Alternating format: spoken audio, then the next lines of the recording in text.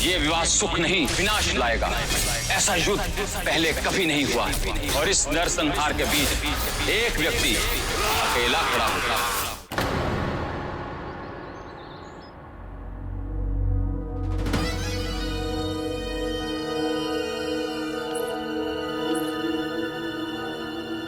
आप केवल ये परिवार ही नहीं बल्कि ये साम्राज्य भी रेत के महल के बाद ही ढह जाएगा। और कौरव की उसका क्या मां? उसकी चिंता तुम मत करो सुशील। उसके लिए जो उचित था वो मैंने कर दिया।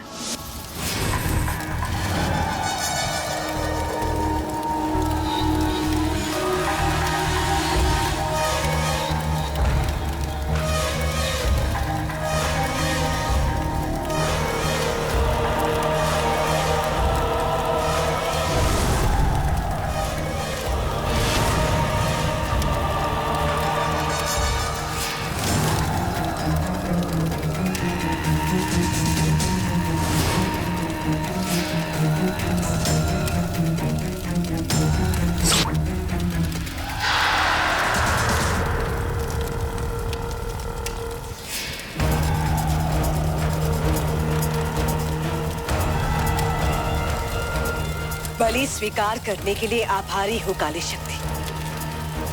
अब मेरे बदले आप मेरा बदला लेगी। अशोक और कौरव की एक नहीं होने चाहिए। अब केवल हमें कौरवकी को सकारात्मक शक्तियों से दूर रखना होगा। जैसे ही काली शक्तियां उस पर ढावा बोलेगी क्षण भर में वो मर जाएगी।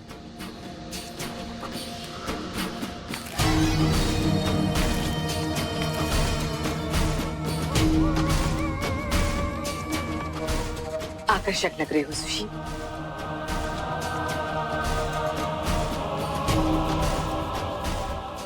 अब मुझे केवल उस दिन की प्रतीक्षा है जब ये संसार मुझे बिंदुसार की ज्येष्ठ पत्नी के रूप में नहीं बल्कि भारत के महान सम्राट सुशील की माता के रूप में जानेगा। और ऐसा शीघ्र होगा मां, क्योंकि आज से इसी क्षण से अशोक के पतन की उल्टी गिनती आरंभ हो गई है। पहले उसका प्रेम मरेगा, फिर उसके अपने, फिर उसका स्वप्न और फिर स्वयं वो मरेगा।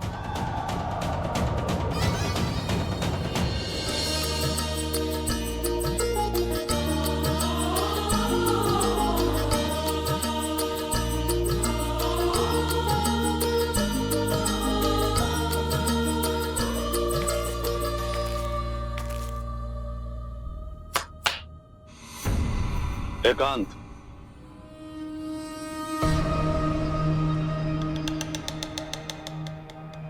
अभी भी समय है कौरव की। ये विवाह रुक सकता है। पिताजी मैं तैयार हो रही हूँ विवाह के लिए, और आप ऐसी बातें कर रहे हैं। एक पिता की पुत्री जब अपने जीवन का सबसे बड़ी भूल कर रही हो, उस पुत्री का पिता मौन कैसे रह सकता है? एक पिता का कर्तव्य होता है कि वो अपनी संतान को समझाए। इसलिए मैं तुम्हें बार बार समझा रहा हूं कि ना तो ये परिवार तुम्हारे योग्य है और ना ही अशोक। अशोक कैसा है ये वो व्यक्ति निर्धारित करेगा जिसने मगध के राजकोष की चोरी की। पिताजी ये वही अशोक है जिसने आपका नाम अपने पिताजी के सामने नहीं लिया।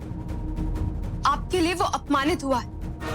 सम्राट और अशोक ने न केवल आपको जीवित रखा, एक अपराधी की पुत्री को अपनाया है। आज तक किसी राजा ने अपने पुत्र के लिए उतना नहीं किया जितना सम्राट ने अशोक के लिए किया। एक और एक ऐसा पिता है जो अपने पुत्र की प्रसन्नता को इतना महत्व दे रहा है, और एक और एक ऐसा पिता है जो अपनी पुत्री की प्रसन्नता को समझा ही नहीं। यदि अयोग्य कोई है तो वो हमारा परिवार, उनका नहीं। तुम बिंदुसार की अच्छाइयों पर मत जाओ कौरव की।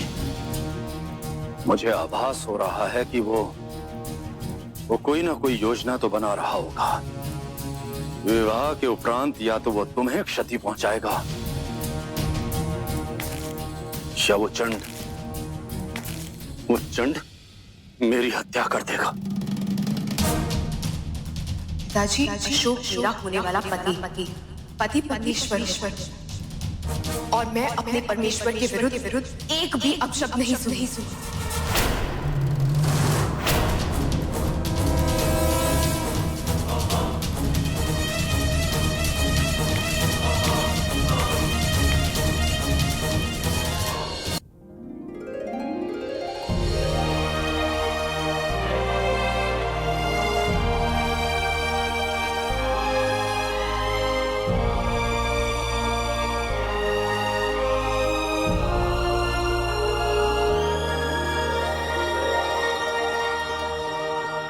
आज मेरा पुत्र अपनी प्रसन्नता को पाने हेतु अपना पहला पग बढ़ा रहा है, और आज ही मैं उसकी सबसे बड़ी बाधा बन के खड़ी होने जा रही हूँ।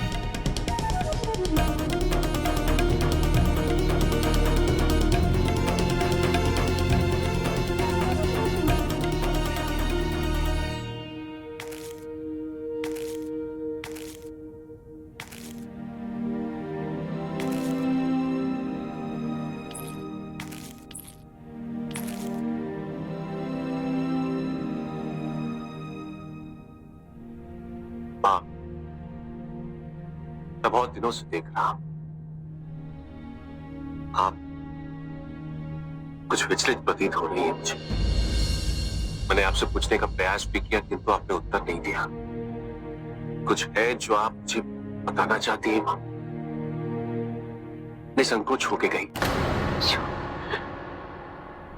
चिंता ही सता रही है उसे। केवल धर्मा ही नहीं, संसार की हर मां को यही चिंता होती। जितना वो अपने पुत्र के विवाह के स्वप्न सजोती है, उतना ही वो डरती भी है। कई बहू आने के पश्चात अपना पुत्र उसे भुला न दे। माँ, आपका अशोक सब कुछ भूल सकता है माँ,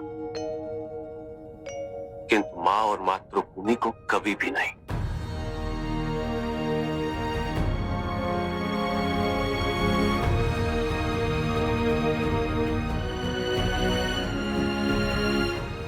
मातृभूमि मेरी भी है अशोक। बस ये विवाह निर्विघ्न संपन्न हो जाए, उसके पश्चात मैं जगन्नाथ से निपट लूंगा। बिंदुसार विवाह के उपरांत समर्पण करने को तैयार तो हो गया है, परंतु हो सकता है कोई ना कोई चाल चले। आप निश्चिंत रहें भैया, मैंने अपनी एक विशेष टुकड़ी पहले ही इस महल के अंदर तैनात कर दी। मात्यो को भी बुला लिया, जो कौरवकी और अशोक के फेरों के पश्चात किसी भी स्थिति से निपटने के लिए तुरंत तैयार हूं। मगध के सिंहासन पर बैठते ही मैं तुम्हें पुरस्कृत करूंगा केवलनाथ।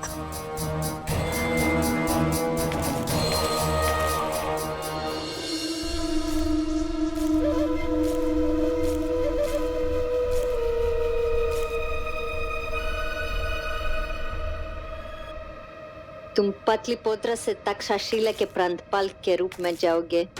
मुझे विश्वास है कि अशोक रास्ते में तुम्हें मारने की कोशिश करेगा, लेकिन मेरे सैनिक तुम्हें सुरक्षित तक्षशिला ले जाएंगे।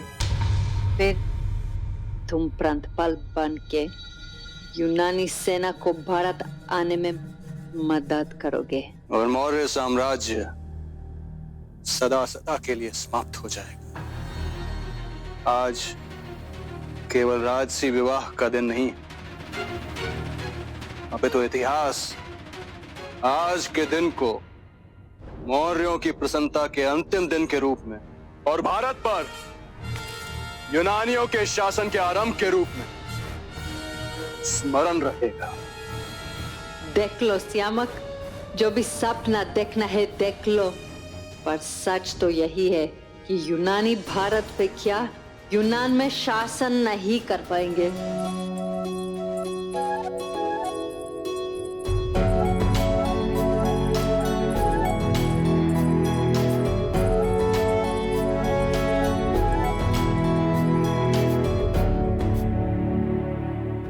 न जाने देवी कहाँ रह गई।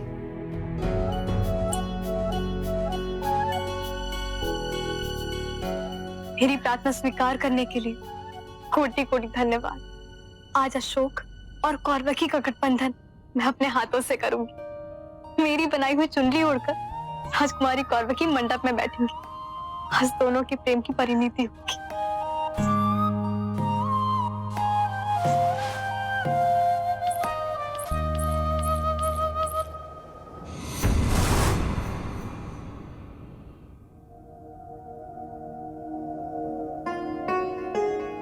माँ चले? मैं बस अभी आई। आप कहाँ जा रही हैं? एक कार्य शेष रह गया है। लग्न मंडप तक पहुंचने से पहले उसे पूर्ण करना अति आवश्यक है। किंतु ऐसा कौन सा महत्वपूर्ण कार्य शेष रह गया? ओहो, मैं दुपट्टा लेना तो भूल ही गई।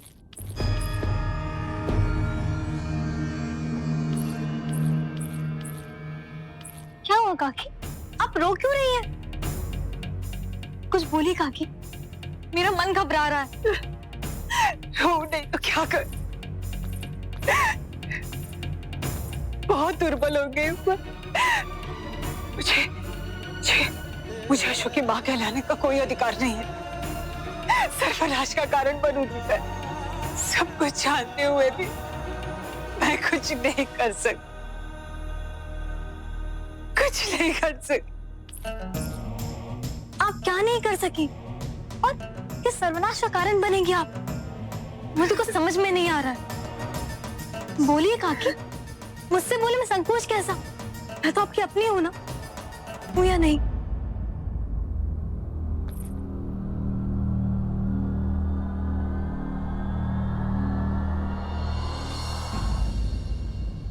वचन दो मुझे देवी, जो सत्य में तुमसे कहूंगी उसके बाद तुम मेरी आलोचना नहीं करोगी। मैं कैसे कर सकती हूँ? वचन दे नहीं करूंगा। वचन दो मुझे देवी, जो बात में तुमसे कहूंगी वो सिर्फ सुनोगी नहीं, जो करने के लिए कहूंगी उसका भी पालन करोगी। वचन देती हूँ। वचन दो देवी कि तुम्हें सदैव स्मरण रहेगा कि मैं ये केवल इसलिए कर रही हूं क्योंकि सब कुछ ठीक करने का एकमात्र यही विकल्प है। मैं वचन देती हूँ। आप तो बताइए काकी। देवी, वो साधु बाबा की भविष्यवाणी जो तुमने आधी सुनी थी, पहले वो पूरी सुन ली। ये विवाह सुख नहीं विनाश लाएगा। महासंग्राम होगा। पाटलिपुत्र और कलिंग के बीच महायुद्ध, ऐसा युद्ध पहले कभी नहीं हुआ। और इस नरसंहार के बीच एक व्यक्ति अकेला खड़ा हो। आप उस बूढ़े साधु बाबा की बात में आकर विचलित हो रही है। ऐसा कुछ नहीं होगा काकी। मैंने भी विश्वास नहीं किया था देवी, नहीं किया था कि तो जब मेरी आंखों के सामने सर्वनाश के बीच अंकुरित होने लगी तो मुझे विश्वास करना पड़ा। ये अनुबंध पत्र है। इसमें लिखा है कि आप मेरी पुत्री कौरवकी के साथ अपने पुत्र अशोक का विवाह करवाने के लिए मेरी अधीनता स्वेच्छा से स्वीकार करते हो।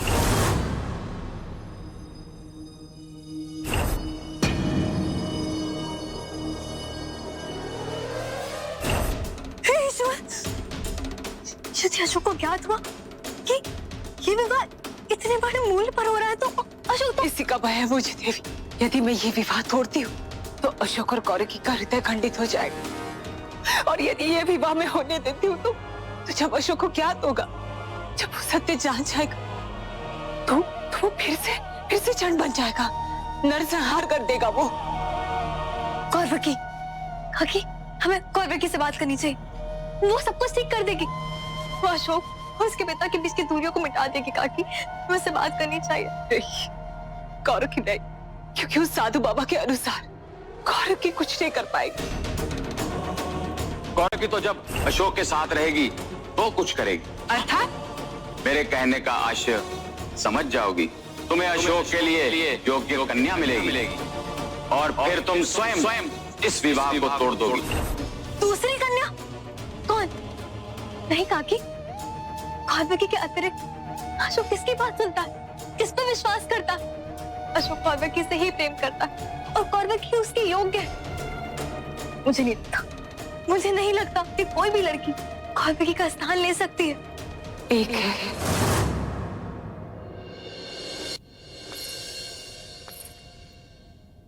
जिसने 14 वर्ष के अशोक को चढ़ बनते हुए देखा, और वो अशोक जो आज है उसे भी बनते हुए देखा है।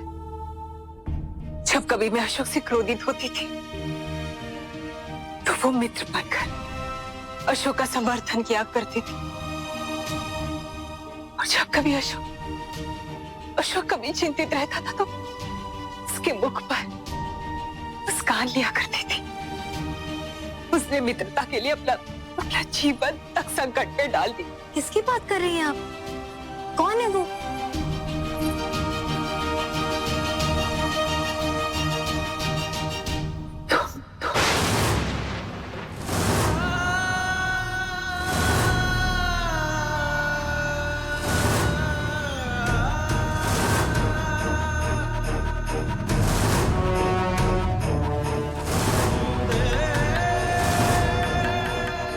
हाँ देवी, तुम ही हो जिसे अशोक के साथ होना चाहिए।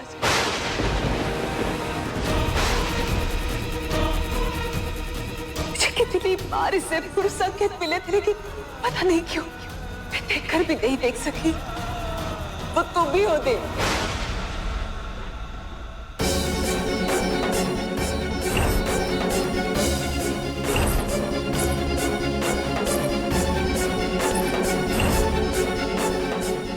नहीं काकी, नहीं,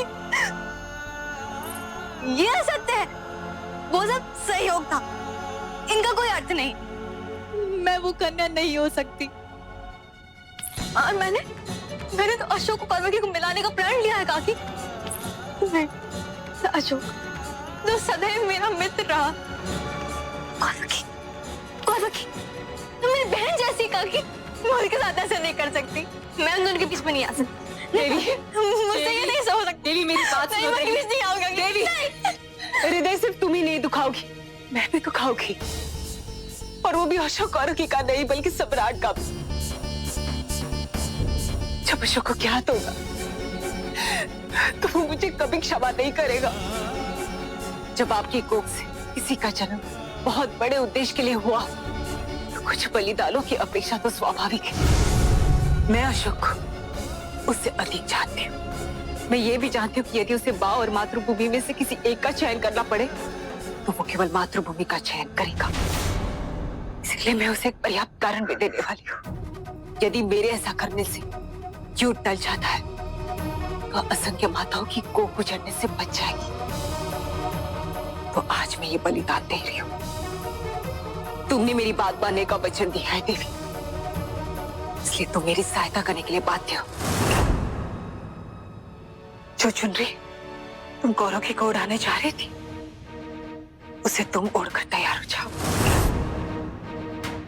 मैं जानती हूँ मैं बहुत बड़ा निर्णय ले रही हूँ, लेकिन मगध हित के लिए यही उचित है।